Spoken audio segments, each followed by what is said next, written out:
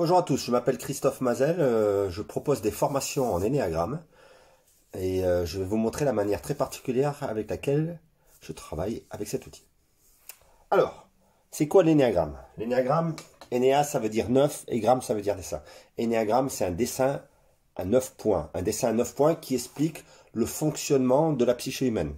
C'est-à-dire que c'est un dessin qui explique pourquoi j'ai ces émotions, pourquoi vous avez d'autres émotions, pourquoi on est différent, pourquoi on pense de manière différente. Il y a un dessin qui symbolise ça. On appelle ça l'énéagramme. Alors, ce dessin, on va commencer par faire un cercle. Hop là. Yes. Bon, il est pas mal. Alors, ce cercle, on va dire qu'il représente l'ensemble de l'humanité, l'ensemble des êtres humains. Sachant que chaque être humain utilise en permanence 3 cerveaux. On a un cerveau ici au niveau du bas-ventre, les Chinois ils appellent ça le premier Dantian, qui sert à la survie du corps. C'est ce cerveau qui marche, par exemple quand on est dans le coma, ben, on continue à vivre, parce que ce cerveau s'occupe de la survie du corps. Manger, boire, déféquer, toutes ces choses-là, quoi. On a un cerveau ici qui est un cerveau émotionnel qui nous sert à avoir du lien avec les autres. Et puis on a un cerveau ici qui est un cerveau qui observe et qui réfléchit le monde. D'accord? Chaque être humain a ses 3 cerveaux, mais chaque être humain donne les clés du camion à un cerveau spécifique. C'est-à-dire qu'il y a un tiers de la population qui, pour survivre, fait confiance à son instinct, au cerveau qui se trouve en bas. Il y a un tiers de la population qui, pour survivre, fait confiance à son cerveau émotionnel. Et il y a un tiers de la population qui, pour survivre, fait confiance à sa tête. Donc, on va prendre l'humanité et on va la diviser en 3 grandes familles. Donc, sur mon cercle, je vais faire 3 points. 3 points équidistants, ça fait un triangle équilatéral. Et on va dire que cette famille, eux là, ils sont dans le corps, c'est-à-dire ils se servent du ventre pour survivre. Eux là, sont dans le cœur, dans l'émotionnel. Et eux là, les troisièmes, ils sont dans la tête, comme moi. Ils servent de la tête pour survivre. Ok. Donc, on a nos trois grandes familles. Donc déjà, vous pouvez voir que vous faites sûrement partie d'une famille. Il y a un tiers de la population qui est comme vous, qui utilise le même centre que vous pour survivre. Alors, on trouve une figure avec 3 points, on trouve une trinité, c'est ce qu'on a dans toutes les traditions, il y a toujours cette histoire de trinité. On va dire que dans chaque famille, il y a 3 personnages possibles. C'est-à-dire qu'il y a 3 personnages qui utilisent le corps pour survivre. Donc je dessine là. Et là, on dit que ces 3-là, ils sont dans le corps. Il y a 3 personnages qui vont utiliser, eh bien, le cœur pour survivre, l'émotionnel. Eux, ils sont dans l'émotionnel. Alors, on dit qu'ils sont dans l'image. Ceux qui sont dans l'émotionnel, ils sont dans l'image. C'est-à-dire que pour eux, c'est important ce que les gens pensent d'eux. C'est important le lien. C'est important l'image que je donne aux autres. Donc, on dit qu'ils sont dans l'image. Et puis, il y en a 3 qui utilisent la tête pour survivre.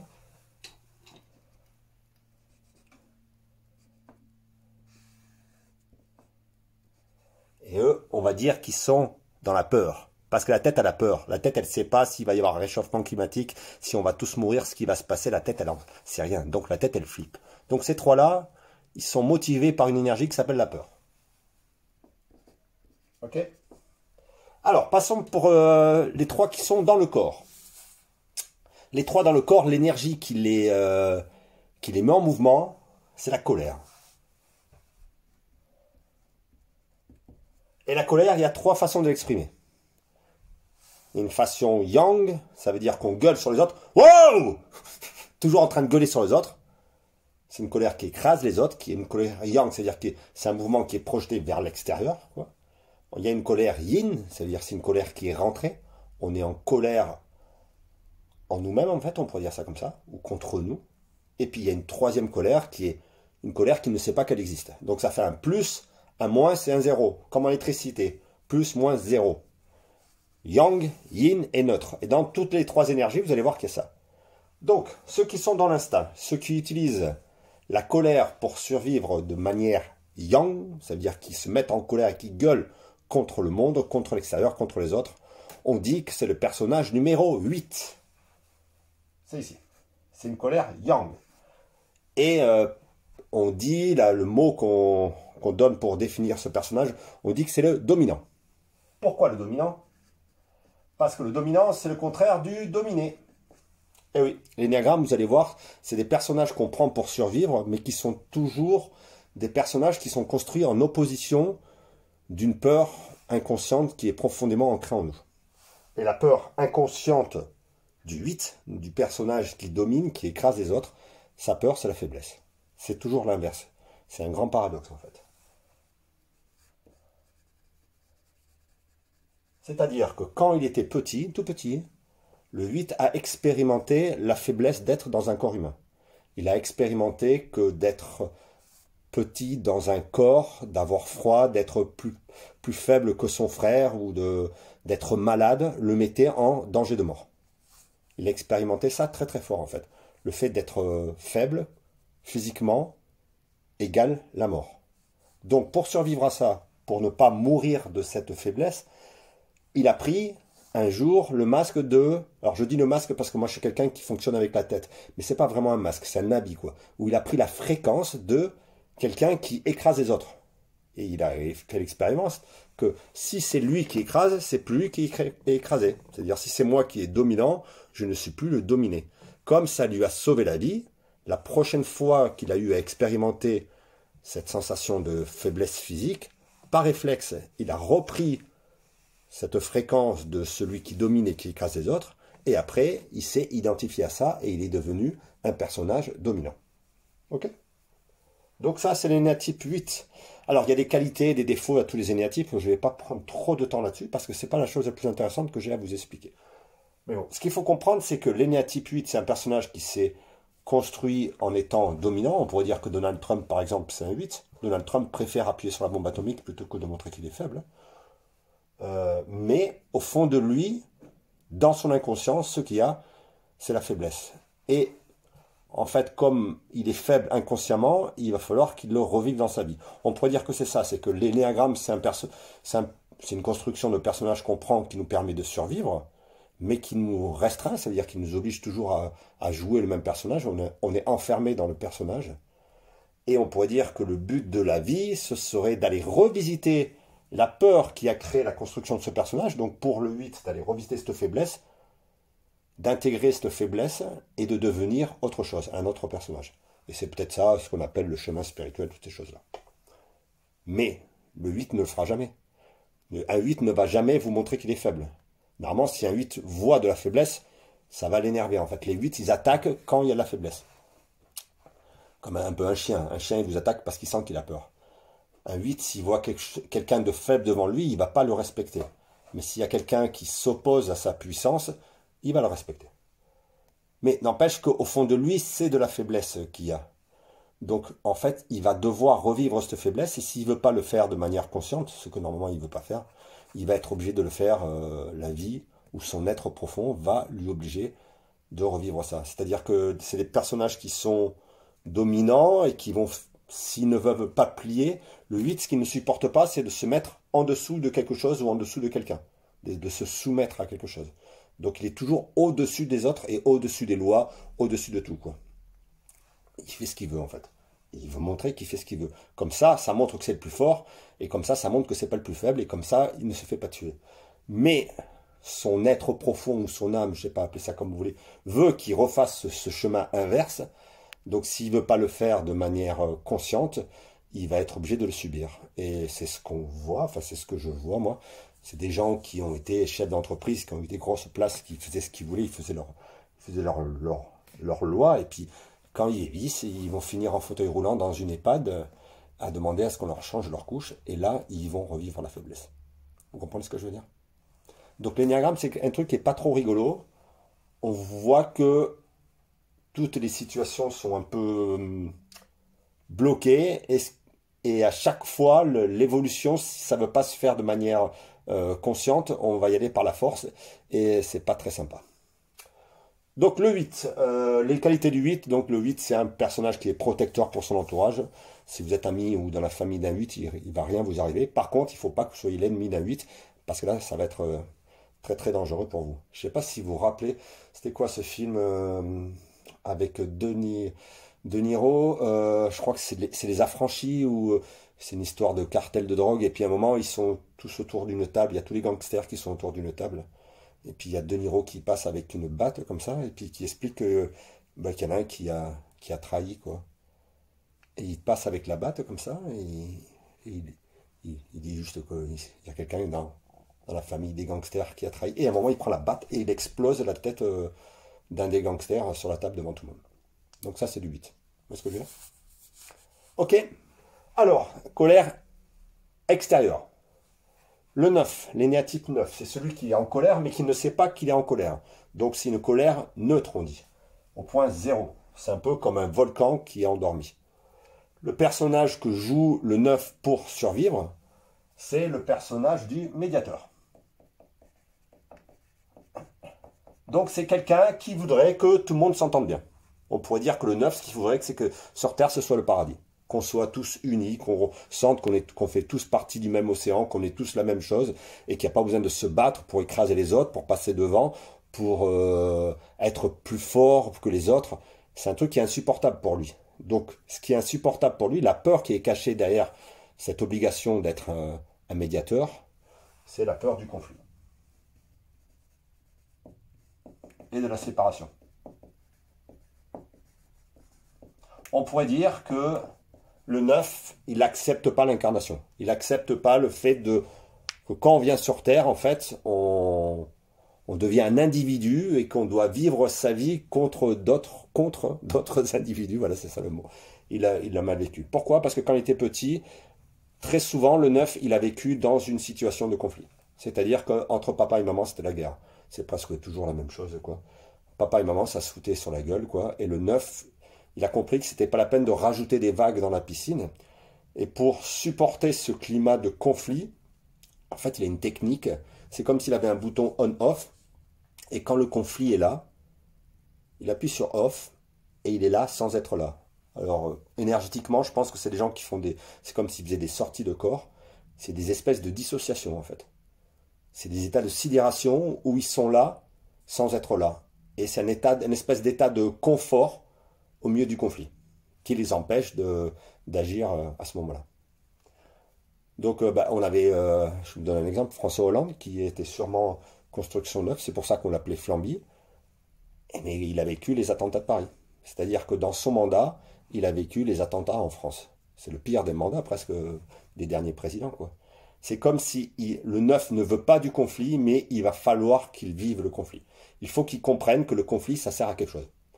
Que le fait d'avoir des frictions avec les gens, ça crée de l'énergie, ça crée le changement. Il va falloir qu'il fasse ça. Alors, je prends toujours l'exemple de Jean-Jacques Goldman. Je pense que Jean-Jacques Goldman, c'est un énéatype 9, aussi pareil. Jean-Jacques Goldman, c'est quelqu'un qui est sûrement très, très, très, très, très riche. L'un des artistes français les plus riches, avec les royalties qu'il doit avoir. Il s'habille avec des chaussures Carrefour. Il n'a pas de Ferrari, il n'a pas de château, il n'a pas de trucs comme ça, quoi. Donc, il veut vraiment pas se mettre en avant. Il écrit des textes, il les donne aux autres, il dit pas que c'est lui qui les a écrits et tout ça. Mais si on écoute son inconscient, c'est-à-dire si on écoute le personnage profond qui est caché au fond de Jean-Jacques Goldman, les chansons, c'est pour être le premier, j'irai au bout de mes rêves. Donc c'est toujours des chansons pour réussir lui. D'accord? C'est pas des chansons pour mettre les autres en avant. Donc inconsciemment, on verra que le 9, c'est pas vraiment un 9. Mais on y va doucement. D'accord? Donc, premièrement, le 8, quelqu'un qui est en colère et qui exprime la colère vers l'extérieur pour se protéger du fait qu'il se sent faible de manière inconsciente. Et le 9, quelqu'un qui essaye de recréer l'harmonie autour de lui, parce qu'au fond de lui, il y a quelque chose qui est caché, qui s'appelle le conflit et la séparation. Comme il en a peur, le 9, mais forcément, il va vivre des conflits et des séparations. Il va être obligé de faire ça. D'accord? Donc, il faut se méfier du 9. On pourrait croire que c'est un personnage qui est éveillé, c'est un Bouddha, c'est un zen, mais c'est sa pathologie. Ok? Alors, celui qui utilise la colère de manière yin, c'est-à-dire qu'il rentre la colère vers lui. On dit que, je mets un moins, c'est yin, on dit que c'est l'énéatype 1. Alors ça c'est le 9, je ne l'ai pas marqué. Le 1, c'est celui qui a pris la construction du personnage parfait. Donc dans la vie, pour survivre, il faut être parfait. Et ce qui est caché derrière ça, ce qui est caché derrière cette obligation d'être parfait, c'est une peur inconsciente qu'il a chopée dans l'enfance, quoi, qui est en rapport avec l'erreur. le jugement. En fait, l'énéatype 1, quand il était petit, c'était quelqu'un qui était juste heureux de vivre dans cette œuvre d'art qui s'appelle la vie. Heureux et libre d'être dedans. Il a tellement été heureux et libre d'être vivant qu'un jour, on lui a montré qu'il a dépassé les bornes. C'est-à-dire papa, maman ou le professeur lui a montré qu'il a fait une chose qui ne se faisait pas. Et lui, il l'a pris tellement fort qu'il a dit plus jamais. Plus jamais on ne me reprendra en erreur. Plus jamais, et donc je ferai tout de manière impeccable. Donc il a une espèce de focus pour toujours être impeccable. Donc il est inconsciemment attiré ou focusé par les défauts, parce qu'il va mal, parce qu'il faut changer. Mais comme il n'y arrive pas, même s'il essaie d'être vraiment, enfin il n'essaye pas, même s'il fait tout pour être impeccable, il ne peut pas tout maîtriser. Il ne peut pas maîtriser les embouteillages, il ne peut pas maîtriser les facteurs extérieurs. Donc il essaie d'être impeccable, mais il voit très bien qu'il n'y arrive pas. Donc ça le rend en colère. Il est en colère de ne pas arriver à être parfait. Mais comme la colère, ben, ça ne s'exprime pas, ça se fait pas, c'est pas parfait d'être en colère. Et bien il sourit. Il sourit, il est en colère. Ouais. Alors si vous regardez sur YouTube, vous allez voir le divan, là, l'émission que faisait Fogiel, là. À un moment, il invite Claire Chazal, donc ils étaient amis tous les deux. Donc c'est une émission qui était en direct, elle est allongée sur le divan, comme ça. Claire, donc elle savait très bien ce qu'on pouvait donner à une caméra, hein, c'était vraiment son métier.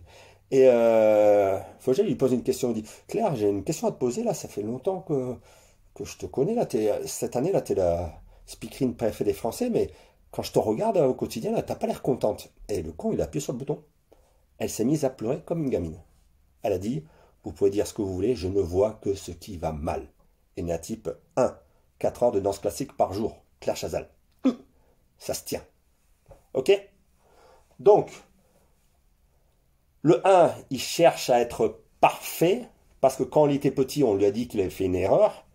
Il a remplacé ce juge externe par un juge interne, par une espèce de surmoi, qui l'oblige à se surveiller tout le temps et à essayer de se corriger pour être parfait. Mais en faisant ça, il fout la pression à tout le monde. C'est-à-dire qu'il nous montre que nous, vraiment, on est vraiment rien du tout par rapport à lui. C'est-à-dire qu'il se met la barre tellement haut que nous, dès qu'il fait une erreur, c'est-à-dire le 1, c'est ça qui est terrible, hein, le 1, comme il a peur du jugement, ce qu'il va vivre, c'est le jugement. Il fait tout impeccable. Et le jour où il va faire un petit truc de travers au boulot ou dans le couple et tout ça, ça va lui tomber dessus. Et on va le juger coupable. Et lui, il va être d'accord avec ça. Vous comprenez? C'est terrible. Hein, les 1, ils se font juger. Et ils sont d'accord avec ce jugement. Alors, si on dit que l'énéagramme, ça peut être aussi transféré au niveau des pays, le pays des 1 qui font tout impeccable, c'est le Japon. Le Japon, ils ont inventé une coutume qui s'appelle le harakiri, là, avec, quand on fait une erreur, on prend un sabre, avec un foulard blanc, on l'essuie, on s'assoit bien comme il faut, on plante dans le ventre, fait crac, crac, crac, impeccable, on enlève le foulard et puis on meurt et il n'y a pas une trace de sang. Ça, c'est du 1. Ok? Mais si on regarde le pays qui a été le plus puni au monde dernièrement, qui a subi la colère de Dieu et qui n'a rien dit, c'est le Japon. Le Japon, ils se sont pris une bombe atomique et ils n'ont rien dit. À eux, ils ont payé. Même l'Allemagne n'a pas pris une bombe atomique. Mais le Japon, ils l'ont pris. Vous comprenez? Ça, c'est le truc du 1. Donc le 1, ce qu'il doit comprendre, c'est que la perfection n'est pas possible dans ce monde et que le but du jeu, c'est pas d'être parfait. Et on pourrait dire que même, il devrait comprendre par son expérience que c'est par l'imperfection qu'arrive la perfection. C'est la phrase de Leonard Cohen qui dit « In every man there is a break ». Donc dans chaque être humain, il y a une fissure. And that's how the light comes through. Et c'est par là que passe la lumière. C'est-à-dire que le 1 doit comprendre que ce qui est parfait, c'est l'erreur. Mais c'est dur pour lui. Hein. Donc le 1, il est en combat contre Dieu. C'est comme s'il pensait que Dieu voulait qu'on soit parfait. Mais c'est pas vrai. Ça va? Ok. Donc ça, c'est les instinctifs. Pourquoi on dit qu'il est en colère intérieure? Je l'ai dit tout à l'heure, c'est parce qu'il est en colère contre lui-même, parce qu'il voit très bien qu'il n'est pas parfait.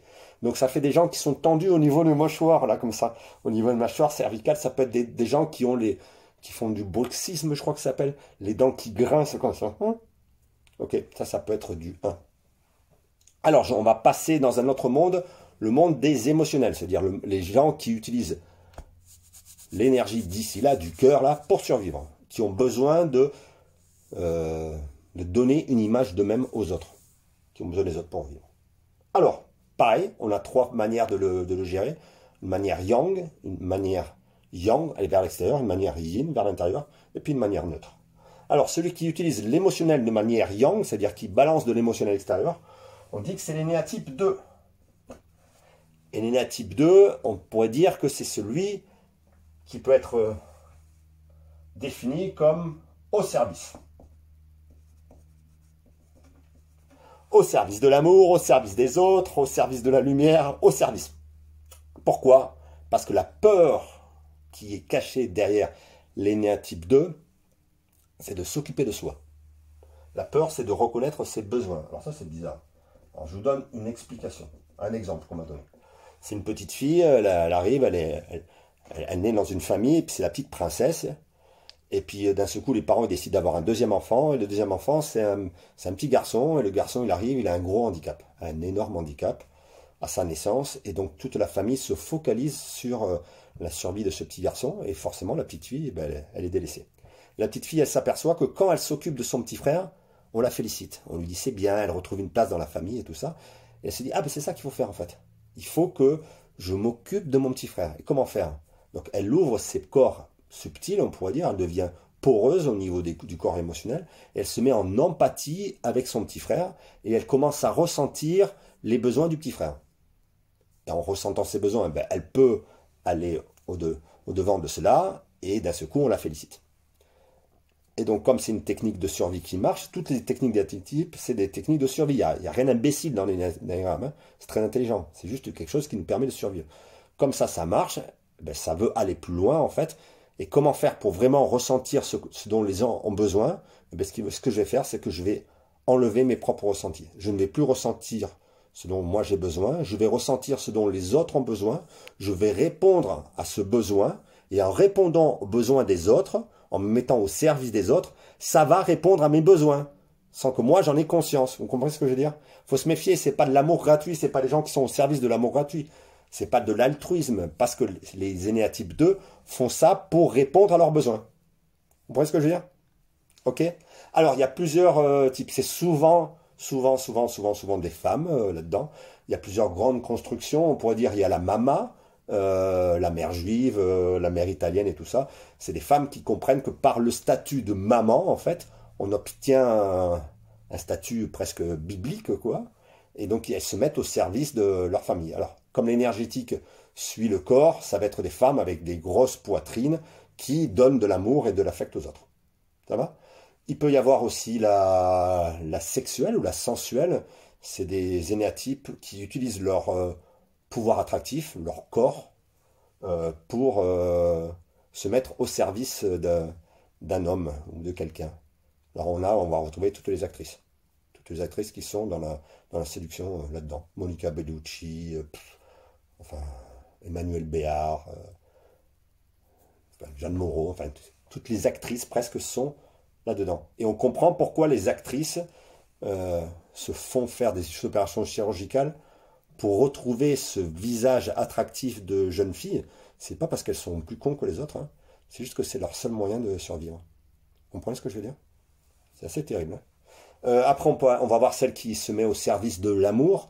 Donc on va voir la religieuse ou l'infirmière qui va tout faire pour les autres. Mère Teresa l'a dit à la fin de sa vie qu'elle ne voulait plus avoir de dons parce qu'elle s'était aperçue que c'était pas pour les enfants en fait. C'était pour elle. Elle a compris ce truc-là. Donc ce qu'il faut comprendre, c'est que les deux, elles font ça pour répondre à leurs besoins, mais elles n'ont pas accès à leurs besoins. Alors comment moi je vois l'énéagramme? Je vais vous donner un peu ma vision maintenant qu'on a vu quelques énéatypes. C'est mon truc de comédien en fait.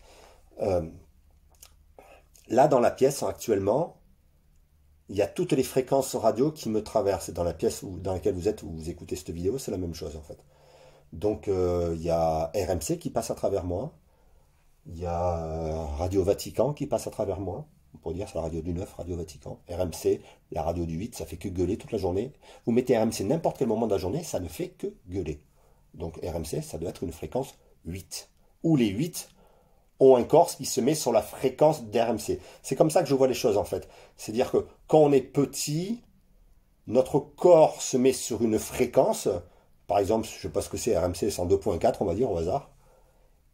Et dans le 102.4, ce qui se passe, c'est que je gueule, et que je suis vulgaire, et que mon corps se tient d'une telle manière. Ok? Mais si je m'étais réglé sur Radio Vatican, la radio du 9, ça fait pas pareil. Je ne parlerai pas pareil. Mon corps ne se tiendra pas pareil.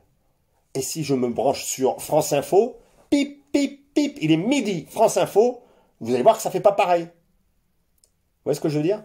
C'est-à-dire que toutes les fréquences nous traversent, mais en prenant un énéatype, on se branche sur une fréquence, et ce qui s'exprime à travers nous, c'est que cette fréquence. Donc ce qui s'exprime à travers le 8, ben, ça gueule.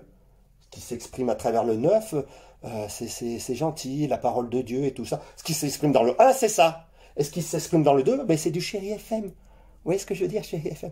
Chéri FM, on vous aime et tout ça. Chéri FM, c'est que de l'amour, tout le temps, tout le temps, tout le temps. Ça balance que de l'amour. Donc quelqu'un qui est branché sur cette fréquence sur l'énéatype 2, il est obligé de faire tout le temps ça.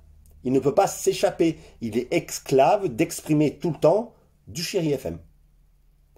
Alors je vous donne l'exemple le plus poussé de ce truc-là. C'est pendant le Covid, quand ils ont fait ces fabuleuses campagnes de publicité pour nous obliger à nous vacciner, où on voyait en noir et blanc, ils avaient fait ça, on voyait un petit garçon qui est dans la cour de récréation et qui n'avait pas mis son masque, et puis il revenait à 4 heures manger, enfin, goûter chez ses grands-parents. Et après, on voit le grand-père avec le masque, là. C'était le début du Covid, là. Avec le gros masque Décathlon, comme ça. Et toute la famille derrière la bâche en plastique. Et puis, on voit après le grand-père en train de se faire enterrer. Et puis, toute la famille comme ça en train de pleurer. Et une gentille voix qui nous dit mais vous les aimez, vos grands-parents? Faites-vous vacciner. Vous voyez? Ça, c'est du Chéri FM. C'est de la manipulation émotionnelle. Ok? Donc, les gens qui sont dans l'énéatype 2 sont obligés d'exprimer ça. Mais l'inconvénient de ça, c'est qu'ils n'arrivent pas à remplir leurs propres besoins. Ok? Allez, l'énéatype 2 aussi, c'est le numéro 2, c'est quelqu'un qui se met en deuxième position. Donc ça peut être aussi des femmes qui choisissent des hommes et qui les aident à réussir. La maman de Romain Gary, là, c'est sûr, c'était une énéatype 2. Elle a tout fait pour que son fils devienne le plus grand écrivain du monde. Mais c'est pas elle qui a réussi. Elle a réussi à travers la vie de son fils. Mais ça ne lui fait pas voir ses propres besoins. Ok? Est-ce que je veux dire? Brigitte Macron, c'est très possible qu'elle soit 2. Et si on demandait à Emmanuel Macron comment il a fait pour arriver président de la République, c'est sûr qu'il va vous dire que c'est grâce à sa femme. Ok? Donc grâce à la réussite de son mari, elle est devenue la première dame de France. Alors, après, on continue. Ouais, ça va être un peu long, 28 minutes, 23 minutes. Moi, j'espère que vous me suivez. On va voir. Alors, l'énéatype 3. L'énéatype 3, toc, c'est celui qui est dans l'émotionnel, mais qui est au point neutre de l'émotionnel. C'est-à-dire, il est dans l'émotionnel, mais des fois, il ne le ressent pas, son émotionnel. Pourquoi? Parce que c'est quelqu'un qui a pris pour personnage, pour réussir dans la vie, enfin, pour survivre dans la vie, ce qu'il faut, c'est réussir. Voilà, c'est simple. Donc, c'est la réussite. Le personnage, c'est le winner. Réussi. Qu'est-ce qu'il y a entre je réussis ou je veux réussir? C'est qu'il n'y a pas d'alternative, en fait. C'est pas un personnage qui cherche à réussir, c'est un personnage qui réussit. Parce que c'est la réussite ou la mort. Il n'y a pas autre chose. Parce que ce qui est caché derrière ce besoin absolu de montrer au monde qu'on réussit, c'est la sensation d'être en échec.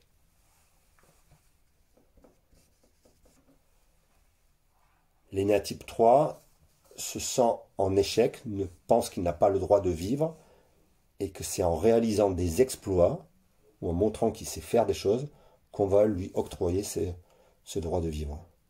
Donc ça peut être plusieurs choses. Soit c'est un enfant qui était très dans l'émotionnel quand il était petit, et il a tellement montré son émotionnel. Moi j'ai eu des exemples comme ça d'hommes qui m'ont dit ça. Ils étaient amoureux d'une petite fille à l'école, et ils ont tanné papa pour aller acheter une bague au marché, tout ça, pour la petite fille et tout ça. Donc ils sont arrivés avec la petite bague, et ils ont ils ont traversé la cour de récréation, ils ont été voir la fille dont ils étaient follement amoureux, et ils ont offert le petit coffret avec la petite bague comme ça. Et la fille, elle était avec ses copines, et elle s'est mise à rigoler. Et là, le mec, il dit, ok, j'ai pris Le coffre, je l'ai fermé, je l'ai mis dans une étagère, et maintenant, je saurai ce que vous attendez de moi. C'est-à-dire, c'est comme s'il avait fermé son cœur, hop, il l'avait rangé, et maintenant, dites-moi ce qu'il faut que je sois, et je saurai ce que vous voulez que je sois. On pourrait dire que c'est la définition du mot d'acteur, en fait. Tous les grands acteurs, enfin la plupart des grands acteurs, vous prenez Brad Pitt, vous prenez DiCaprio, vous prenez Tom Cruise, c'est les trois. C'est des caméléons. C'est des gens qui peuvent être ce qu'on attend d'eux, en fait. Vous comprenez? Vous voyez ce que ça fait au niveau du cœur, quoi? C'est comme si ça empêchait d'être vraiment soi, et on est une image.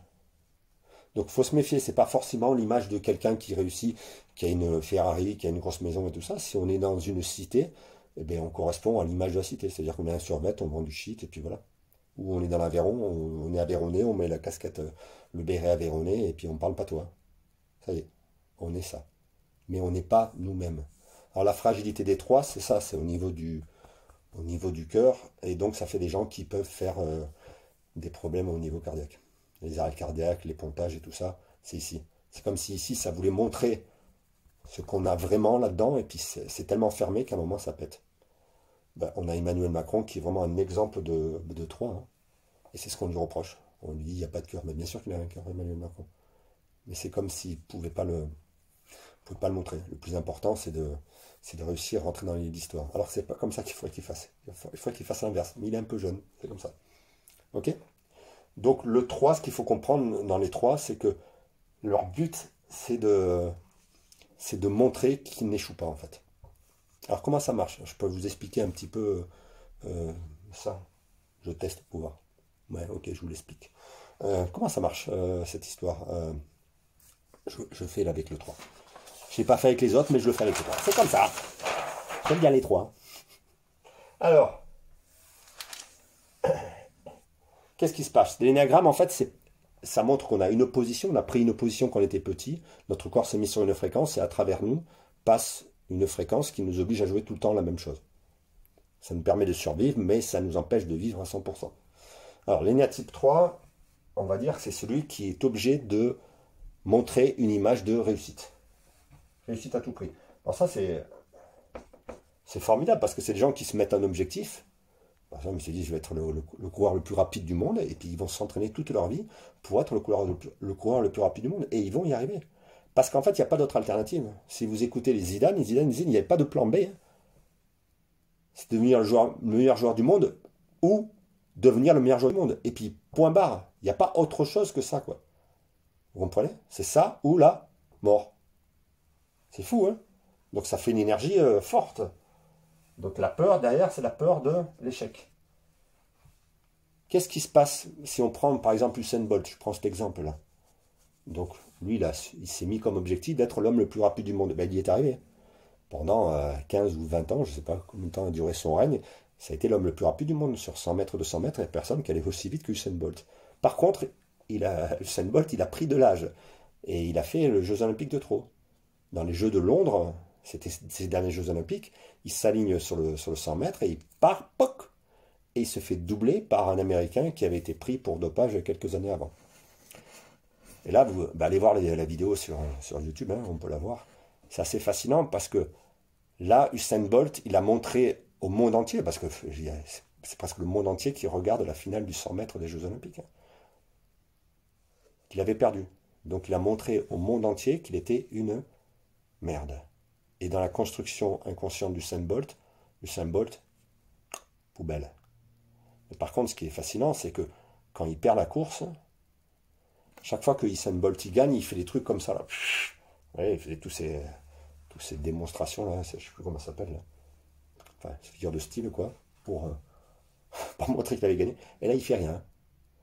Et il y a standing ovation, il y a tout le stade qui se lève, tout le monde sait que c'est la dernière fois qu'on voit Usain Bolt courir le 100 mètres, et tout le monde l'applaudit. Et on le voit, vous allez voir, ça me touchait, il ne comprend pas, en tant qu'enfant, qu'on l'applaudisse et qu'on l'aime, alors qu'il a perdu. C'est fascinant à voir. Il y a la même chose exactement avec Ronaldo. C'est un match de Coupe d'Europe, il joue contre la Juventus, et il fait un retourné acrobatique du centre du terrain à peu près, quoi. Et il marque le but, et il y a tout le stade qui se lève. Les gens, ils applaudissent le gars qui vient de marquer alors qu'il a fait perdre la Juventus. Il a éliminé la Juventus de la Coupe d'Europe, quoi. Et on voit que le Ronaldo, c'est la même chose qu'avec Usain Bolt, on voit le petit garçon qui ne comprend pas pourquoi on l'aime. Et c'est touchant, en fait. C'est comme si on lui donnait l'autorisation d'être vivant, on lui montrait qu'on l'aimait, même s'il n'était pas l'homme le plus rapide du monde. C'est pas ça le plus important. Et c'est ça qu'a besoin de comprendre le 3, en fait. Il a besoin de le ressentir, cette chose-là. Eh bien, pour Ronaldo, ce qui s'est passé, c'est que l'année d'après, il a quitté son club espagnol. Et où c'est qu'il a signé? Il a signé à Juventus, forcément. Et qu'est-ce qui s'est passé pour Usain Bolt? C'est pour ça que je vous explique ça. C'est que le lendemain, il y avait le 200 mètres. Donc, il s'aligne sur le 200 mètres. Top départ, c'est parti, comme ça. Et puis, on voit que ça va faire la même. C'est-à-dire qu'il y a l'Américain qui est arrivé et qui le dépasse. Et bien, 2 mètres avant la ligne d'arrivée, que fait Usain Bolt? Il se claque, il s'effondre. Je sais pas, il s'est claqué au niveau de la cuisse ou du mollet, j'en sais rien. Mais il s'effondre. Combien de fois il a perdu dans sa vie, Usain Bolt? Une fois. La deuxième fois, il s'est écroulé. Il n'a perdu qu'une fois. Mais c'est ça le mécanisme de défense de l'énéatype 3. C'est ça qu'il faut comprendre, qui est super intéressant. C'est que l'énéatype 3, il fait tout pour réussir. Donc, il ne tente que des choses qu'il est sûr de réussir. Il se fixe un objectif, et cet objectif, il va le réussir. Comme par exemple, Usain Bolt, être l'homme le plus rapide. Mais à un moment, si cet objectif, il n'est pas sûr de le réussir, il ne va pas prendre le risque de montrer à tout le monde qu'il est en échec. Vous comprenez? Donc, qu'est-ce qui se passe? C'est qu'il va prendre la mauvaise énergie du 9. Et le 9, c'est celui qui est mou, c'est Flamby, vous vous rappelez là? Donc le 3, d'un seul coup, pour ne plus prendre le risque de montrer qu'il est en échec, il va couper les moteurs et il va s'effondrer dans les côtés négatifs du 9. Et on appelle ça un burn-out. Vous comprenez? Quand je ne suis pas sûr de réussir, d'un seul coup, je ne tente plus rien. Et comme ça, je ne montre pas que je suis en échec. Vous voyez? Et ça, c'est si vous êtes 3, ça forcément vous l'avez vécu dans votre vie. De manière professionnelle, où il y a un truc, à un moment, ça le fait, quoi. D'un seul coup, il n'y a plus aucun jus. Il n'y a plus d'électricité. Il n'y a plus de machine. Moteur éteint. Au moins, on ne prend plus de risques. Alors, c'est ce qui arrive chez tous les grands sportifs. Enfin, tous les grands sportifs en fin de carrière. Vous les voyez 2 ans après, ils ont pris 40 kilos, quoi. C'est qu'ils sont partis dans le 9. C'est qu'ils n'ont plus l'endroit ou le stade pour montrer qu'ils brillent, et d'un seul coup, ils partent dans le 9. Alors, comment faire pour sortir quelqu'un d'un burn-out? Il faut lui redonner un objectif qu'il est sûr d'atteindre, et du jour au lendemain, l'énergie, elle repart. Pouf, et il se lève à 4 h du matin, ils sont repartis. Ils s'en foutent. Ok? Donc, on peut dire que l'énéatype 3, de base, il est sur cette fréquence de réussir. Quand il va mal, il passe sur une autre fréquence. Et à chaque fois qu'on change de fréquence, c'est une vidéo un peu longue, mais bon. Chaque fois qu'on change de fréquence, c'est-à-dire que là, il est sur Radio France Inter. Et là, il est sur Radio Vatican. Vous vous rappelez les vieux postes radio comme ça? Quand on passe de France Inter à Radio Vatican, ça ne parle pas pareil. C'est pas la même fréquence. Eh bien, pour le 3, ça va faire pareil. C'est d'un seul coup, il va passer d'une fréquence winner à une fréquence... Et moi, quand je fais les stages où j'utilise le théâtre, à chaque fois, ça fait le même truc. Ici, ce qu'il y a, c'est le clochard. Le clochard devant la gare qui ne s'est pas lavé depuis 1 an, que les gens n'osent plus approcher, que la pire merde qui soit sur Terre. Le clochard. C'est comme si, d'un seul coup, ils vont toucher à cette énergie. Alors, comment ça marche? C'est quoi le but du jeu? Le but du jeu pour l'énéagramme, ce n'est pas de rester dans ce personnage. C'est chouette d'avoir appris à réussir, de s'être fixé des objectifs et d'avoir cette énergie. C'est magnifique. Ici, il y a quelque chose à prendre dans cette énergie du 9.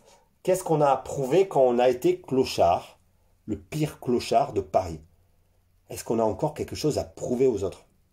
Non, il n'y a plus rien à prouver. T'es la pire des merdes, tu veux prouver quoi en fait? Eh bien, une fois que le 3 il est parti là-dedans et qu'il a intégré cette énergie, il va pouvoir aller dans son évolution. Et l'évolution du 3, c'est d'aller dans le 6.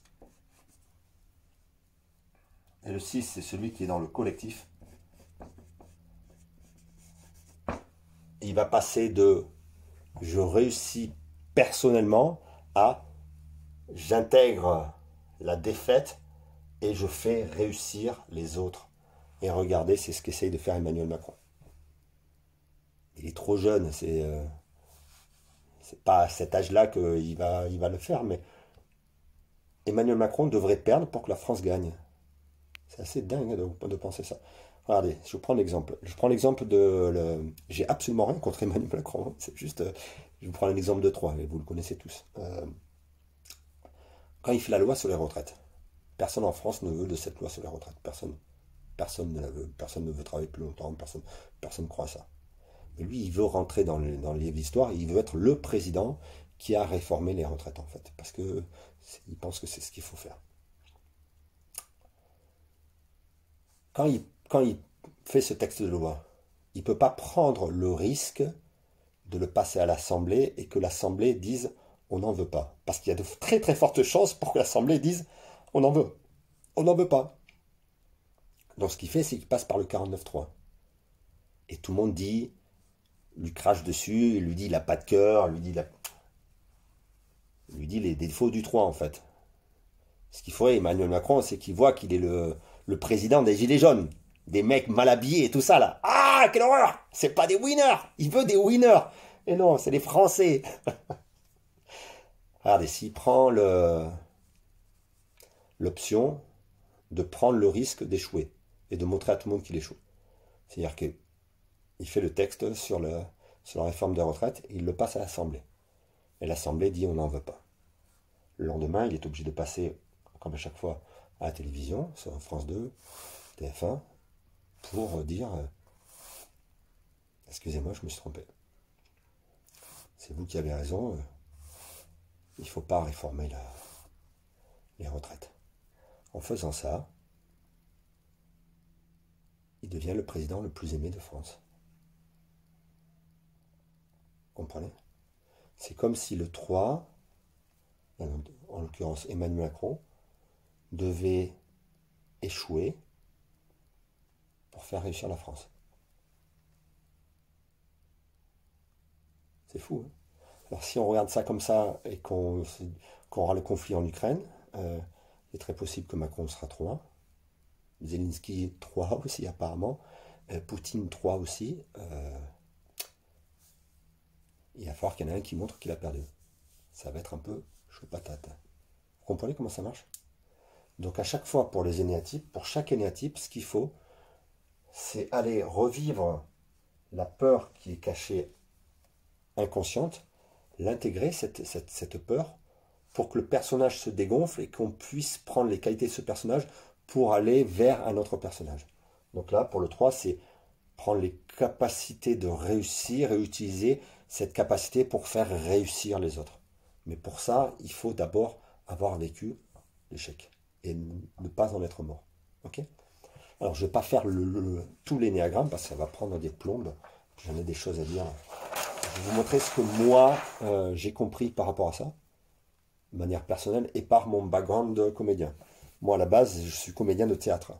Donc, j'ai une vision très particulière de ça. L'énéagramme, je ne vais pas dessiner le dessin complet, vous allez voir. Ça fait une espèce d'étoile dans ce rond. Mais en fait, on s'en fout le dessin. Le dessin, c'est une partition. C'est comme si on avait trouvé une partition de musique et tout le monde est en train de regarder la partition, d'essayer de comprendre pourquoi Mozart, il a mis un si bémol à côté d'un la mineur et tout ça. Mais on s'en fout de ça.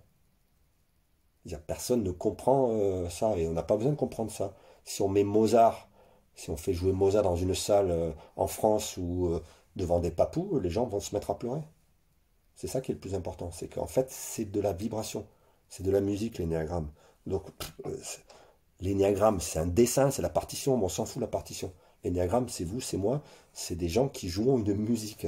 On ne se rend même pas compte qu'on joue une musique. Et ce qui est fou, c'est que c'est universel, c'est-à-dire que dans n'importe quel pays, c'est de l'énéagramme, tous les personnages correspondent à de l'énéagramme, vous prenez des papous, c'est de l'énéagramme, mais ce qui est encore plus dingue, c'est que vous prenez n'importe quel personnage de roman, n'importe quel personnage de dessin animé, c'est de l'énéagramme, ce n'est pas autre chose que ça.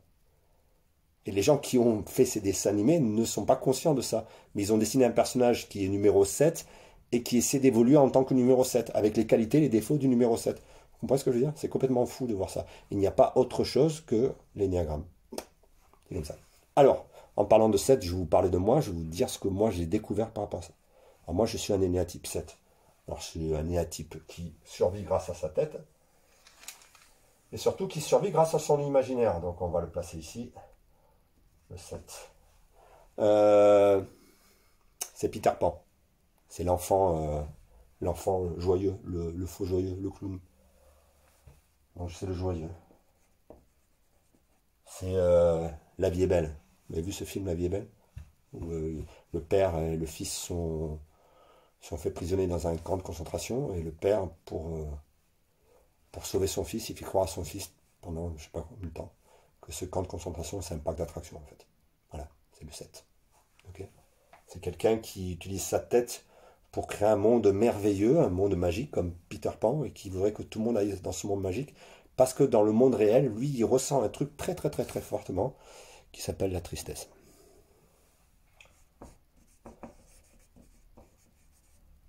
Il ressent que ce monde est triste. Alors dans tous les énéatypes, je pense que c'est un... Alors, je ne sais pas si je peux expliquer ça, j'ai commencé donc. Ouais. On amène le cheval à l'abreuvoir pour le faire boire. Hein. Tous les énéatypes ressentent une tristesse de Dieu, on pourrait dire ça comme ça. C'est-à-dire que le 8, quand il arrive sur Terre, quand il s'incarne, il ressent qu'on est faible quand on est sur Terre en fait. On peut se faire manger par les autres animaux, on peut mourir d'un virus, alors que de l'autre côté, sûrement qu'on n'a pas ce truc-là, quoi. On ne peut pas mourir de l'autre côté, il n'y a pas de faiblesse. Et bien le 7, il sent que le truc qu'il y a dans ce monde, sur la Terre, là, c'est la tristesse. Que ce monde n'est pas aussi joyeux que le monde imaginaire. Vous comprenez ce que je veux dire? Et ça, pour lui, c'est terrible. C'est comme si le 7, il pensait qu'il ne pouvait pas survivre à ce truc-là. Il ne peut pas survivre à cette fréquence qu'il ressent. Et donc, pour pouvoir s'en sortir, il va dans sa tête et il crée un monde joyeux, magique, sympathique. Il chante des chansons pour aller à l'école. Je me rappelle que je faisais ça quand j'étais petit. Je chante des chansons. Alors moi, quand j'étais jeune, je pleurais jamais. J'ai dit, c'est quoi? J'ai pas de tristesse en moi. Sauf que mes parents m'ont expliqué que de 0 à 3 ans, toutes les nuits je pleurais. Et impossible de me calmer. Et un jour, j'étais dans les lits à barreaux. Et un jour, ils m'ont pris du lit à barreaux. Et ils m'ont mis sur un lit sans barreaux. Et du jour au lendemain, j'ai arrêté de pleurer. Ça veut dire que je pense que ce qui me fait pleurer, ce qui me rend triste, c'est la contrainte. C'est la contrainte et l'enfermement dans ce monde que je jugerais plutôt imbécile, idiot, dans un monde dans lequel il y a des enfants qui se font tuer, dans le monde dans lequel il y a des guerres, dans le monde dans lequel on doit travailler pour survivre, toutes ces choses-là. C'est très dur pour moi de comprendre ça. Vous allez voir, c'est un bon mot, le mot comprendre. Donc voilà, le 7, il utilise son imaginaire pour créer toujours du positif, du mieux, du chouette. Et ça lui permet de mettre très très loin, de ranger très très trop profond dans le placard cette sensation de tristesse. L'inconvénient de ce truc-là, c'est que le 7, il va pas au bout des choses. C'est quelqu'un qui a plein de bonnes idées, vraiment génial et tout ça, un peu avant-gardiste, mais il va pas au bout des choses, parce que s'il va au bout des choses, d'un seul coup, il va rencontrer... c'est chouette au début, mais après, c'est un peu chiant, il y a de la contrainte, il faut faire... Ça coupe des libertés, tout ça, et à chaque fois, ça, il peut pas le supporter, donc il va faire autre chose. Il retrouve un truc nouveau à faire et tout ça. Ok? Alors... On pourrait dire qu'au niveau de la fréquence, le 7, il est branché sur rire et chanson. Voilà, ce qui passe à travers moi, c'est du rire et chanson. Oui, c'est sympa. On se marre, hein? C'est chouette l'énéagramme avec Christophe Mosel. C'est cool. C'est pas si rigolo ça, vous allez voir. Donc, le 7, il fait du rire et chanson pour cacher ce truc qui s'appelle la tristesse, une espèce de fréquence qui ressent très, très profondément au fond de lui. Qui n'est pas une tristesse due à un événement forcément de sa vie, mais c'est qu'il sent que le monde est triste en fait. Quand ça ne marche plus, quand le fait d'être positif, joyeux, optimiste, n'arrive plus à cacher cette fréquence de tristesse, pour pas tomber dedans et en mourir, le 7 a une technique, c'est-à-dire qu'il change de station. Et il va passer de rire et chanson à France Info. Il va dans le 1. Et il passe de quelqu'un de très ouvert d'esprit, de très joyeux, à quelqu'un de très obtus. Et c'est comme ça et pas autrement. Vous voyez ce que je veux dire? Là, d'un seul coup, mon corps se rigidifie. À chaque fois que je change de station, pour tous les énéatypes, hein, il y a trois choses qui se modifient. Il y a la position corporelle, il y a l'intonation de la voix, et il y a le regard. Donc moi j'ai remarqué, hein, chaque fois, moi j'ai mon regard qui se fixe, je me rigidifie, et c'est comme ça et pas autrement. Vous voyez ce que je veux dire? L'ouverture d'esprit, elle n'y est pas. Et ce que je fais, c'est que je prends les mauvais côtés du 1, et le 1, c'est celui qui est focus sur les défauts. Et moi, je vois les défauts des gens, et je leur dis. Ok? Et ça, c'est pas cool. Hein? C'est-à-dire, pour ne pas mourir de tristesse, je préfère m'engueuler avec les gens, leur dire ce que je pense et ce que je vois d'eux, et je ne me trompe pas. Ça fait que je me fâche avec les gens, je me vexe avec les gens, je ne les revois plus jamais. Vous voyez l'énergie que j'ai là quand ça fait ça? Mais au moins, je ne meurs pas de tristesse. Et j'ai fait ça toute ma vie, et ça, c'est mon réflexe de survie. Et donc, si vous êtes 7, vous savez que vous avez ce truc-là. Ou si vous vivez avec quelqu'un qui est 7, vous savez que c'est pas un mec qui est si cool que ça. Quand ça va mal, il n'est pas cool du tout. Et il est très, très, très, très, très, très critique. Ok? Donc là, je vais dans la colère. Et alors, comme moi j'ai fait des études de comédien, on m'a poussé, on m'a entraîné corporellement à vivre ces émotions. Et en tant que comédien, la colère n'est pas une émotion qui est plus mauvaise que la joie ou que la tristesse. C'est une émotion parmi tant d'autres. Alors que dans la vie, la colère, c'est pas un truc, c'est mal vu quand même. Ça fait que moi, en fait, j'ai une espèce de capacité à aller très très fort dans la colère. C'est-à-dire que je pars dans... Je me penche sur France Info, là, je pars dans la colère, là, très très fort. Et en même temps, en moi, je suis très très calme. Ça, c'est ma capacité de comédien. C'est-à-dire, je suis très très calme. Et à l'extérieur, je gueule, je démonte les meubles. Et je me suis aperçu, en m'observant, et ça fait très longtemps que je sais que je suis de construction 7, que le déclencheur qui me faisait passer de la position 7 à la position 1, c'était toujours le même. C'est-à-dire que quand les anciens post-radio, quand je passe de Rire et Chanson à France Info, c'est toujours le même truc, le même déclencheur. Ça dit toujours la même chose. Et qu'est-ce que ça dit me concernant? Ça dit, j'en ai rien à foutre.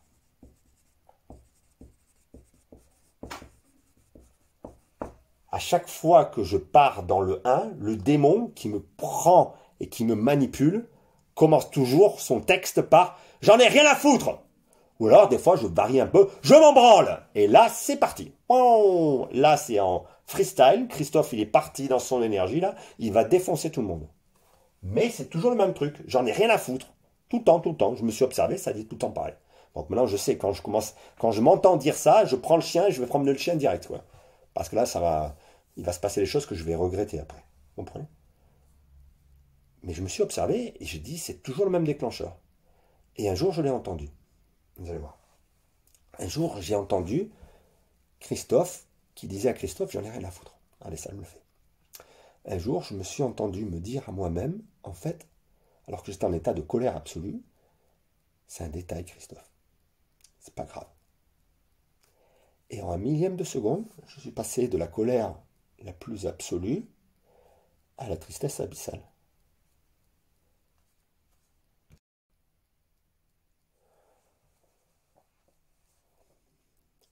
C'est-à-dire que je me suis entendu dire à moi-même, Christophe, t'en as rien à foutre, en fait c'est un détail. Et je suis passé en un millième de seconde de la colère absolue que j'ai dans l'énéatype 1 à la tristesse abyssale qui est cachée dans l'énéatype 7. C'est-à-dire que toute ma vie, je me suis dit j'en ai rien à foutre et je l'ai pris au premier degré. Et mon démon m'a pris et je me suis engueulé avec tout le monde jusqu'à ce qu'un jour je sois capable de l'entendre, que ma conscience soit capable de l'entendre et d'entendre que ce démon, ce diable en moi, me dit Christophe, tu t'en fous en fait. Et si je l'entends, d'un seul coup, j'ai accès à ce qui est caché au plus profond de moi, c'est la tristesse. Vous comprenez? Et ça, je pense que c'est valable pour tous les énéatypes. C'est-à-dire que je pense que le démon qui est en nous, les démons, notre côté sombre en fait, nous manipule jusqu'à ce qu'on soit assez conscient pour l'entendre. Et la même phrase qui nous manipule est la phrase qui nous libère. On pourrait dire que la clé qui nous enferme, c'est la clé qui ouvre la cellule. Et c'est la même. Mais pour pouvoir s'en servir, il faut y aller très très fort en fait. Il faut accepter ces forces du mal en nous, leur donner la parole et entendre ce qu'elles ont à nous dire pour nous libérer. Alors me concernant, ben, ça dit, en fait, Christophe, c'est pas grave, c'est un détail. Et donc ça m'amène directement à cet état de tristesse, vous sentez là, d'un seul coup, ben, je suis plus yang, ça me fait descendre de 4 étages. Et à cet endroit-là, je peux plus gueuler, c'est plus possible, je n'ai pas la force de gueuler. Je peux plus m'imaginer des scénarios, vous allez voir, ça va être super, on va vivre à Tahiti et tout, super, fini. Et ça m'amène directement dans mon énergie d'évolution, qui est l'énergie du 5, qui est dans le savoir et la compréhension. C'est-à-dire que quand je suis triste, de manière complètement naturelle, il y a un truc en moi qui se calme, là, qui a cette énergie dans laquelle je suis là maintenant, là, qui fait que mon oreille s'ouvre, et j'entends et je comprends. Et j'ai rien à faire pour ça, j'ai pas de travail à faire, je suis fait pour ça. J'accède à ma qualité en fait. Comprenez? Et je pense que pour tous les énéatypes, c'est la même chose. C'est-à-dire que vouloir s'améliorer, pour moi, c'est un leurre. On ne peut pas contrôler ces énergies, c'est des énergies de survie qui sont plus fortes que nous. On ne peut pas s'arrêter de respirer, on ne peut pas faire des choses comme ça. Ça ne sert à rien en fait. Ça, c'est mon approche personnelle. Ce qu'il faut, c'est aller voir ce qui se passe quand on pète les plombs, quand on est pris par notre mauvaise énergie, par nos démons, être capable d'y aller. Et moi, j'aide les gens à y aller. Je peux les amener là-dedans, avec mon background de comédien et puis tout ce que j'ai fait dans l'accompagnement des gens en thérapie. Ça ne me pose aucun problème d'aller très très très très loin là-dedans, pour que les gens soient capables d'entendre le message du diable en fait. C'est comme si le diable, Lucifer, le porteur de lumière, c'est celui qui a porté la clé. Et une fois qu'on l'a entendu, on l'a entendu. Et le corps est capable de refaire le chemin pour aller trouver ce qui est caché au fond de nous, ce qui peut être la faiblesse du 8, ou la colère du 9, ou la culpabilité du 1, ou le besoin du 2. Et une fois qu'on a ressenti ce truc-là, de manière complètement naturelle, on va vers notre évolution. Ça amène vers le troisième personnage, ça se fait tout seul. Donc voilà, c'est ce que je vous propose de faire dans des stages ou dans des accompagnements personnels. Voilà. Bon, c'est une vidéo un peu longue, je suis parti en improvisation. Je n'ai pas fait le tour de toute la figure, ça ne sert à rien, ça fait trop d'informations. Mais bon, vous avez compris comment je fonctionne. Voilà, si vous avez envie d'avoir les renseignements, venez visiter mon site www.christophemazel.com. Et puis voilà, je fais des stages sur ça, sur l'énéagramme, où j'aide les gens à revivre le chemin. Une fois que le corps a retrouvé le chemin, ça se fait tout seul après. Il faut juste laisser le temps faire. Et puis moi, j'utilise la colère pour avoir accès à la tristesse. Et quand je suis dans la tristesse, je sais que ce que je fais, c'est bien. Et on peut dire que tant que je ne suis pas dans la tristesse, ce que je fais, c'est de l'énéatype 7 et c'est pas intéressant.